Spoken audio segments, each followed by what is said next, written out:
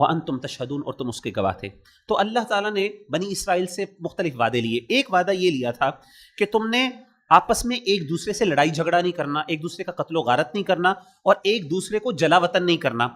تم نے اقرار بھی کیا اور تم نے گواہی بھی دی کہ اللہ ہم نہیں کریں گے، بالکل ہم وعدہ کرتے ہیں اور ہم گواہ ہیں اس بات کے ہم یہ کام نہیں کریں گے۔ لیکن پھر کیا کیا تم نے؟ ثم انتم ہؤلاء، پھر تم ہو وہ لوگ، تقتلون انفسکم، تم نے اپنے لوگوں کو قتل بھی کیا، یعنی وعدہ خلافی کی، وتخرجون فریقا منکم من دیارہم، اور اپنے ایک فریق کو ان کے وطن سے تم نکالتے ہو، یعنی اپنے گھروں سے نکالتے ہو، تظاہرون علیہم بالاثم والعدوان، تم چڑھائی کرتے ہو ان پر گناہ کے ساتھ اور زیادتی کرتے ہوئے، وَإِن يَأْتُوكُمْ أُسَارَىٰ، اور اگر وہ تمہارے پاس قیدی بن کر آئیں تفادوہم، تو تم فدیہ دے کے ان کو چھڑا بھی دیتے ہو، وَهُوَ مُحَرَّمٌ عَلَيْكُمْ إِخْرَاجُهُمْ، حالانکہ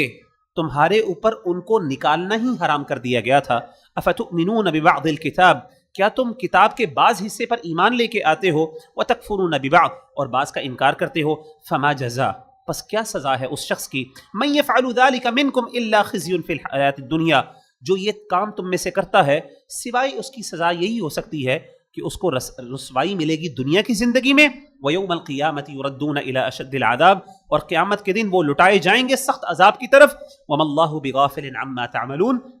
اور اللہ تعالیٰ نہیں بے خبر اس سے جو تم عمل کرتے ہو۔ تو اس آیت کا مفہوم کیا ہے؟ تھوڑی آیت کا ترجمہ تھوڑا مشکل ہے، اصل میں ہوتا یہ تھا کہ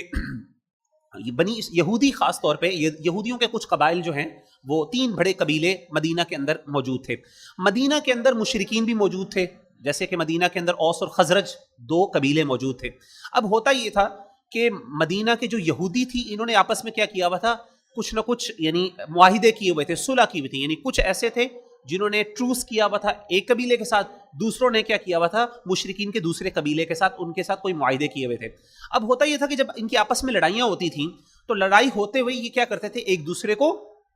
فار ایگزامپل جیسے مدینہ کے 2 قبیلے ہیں تو کچھ قبیلے ان کے ساتھ ایک فریق کے ساتھ ہو گئے، کچھ دوسرے کے ساتھ ہو گئے۔ اب جب ان 2 فریقوں کی آپس میں لڑائی ہوتی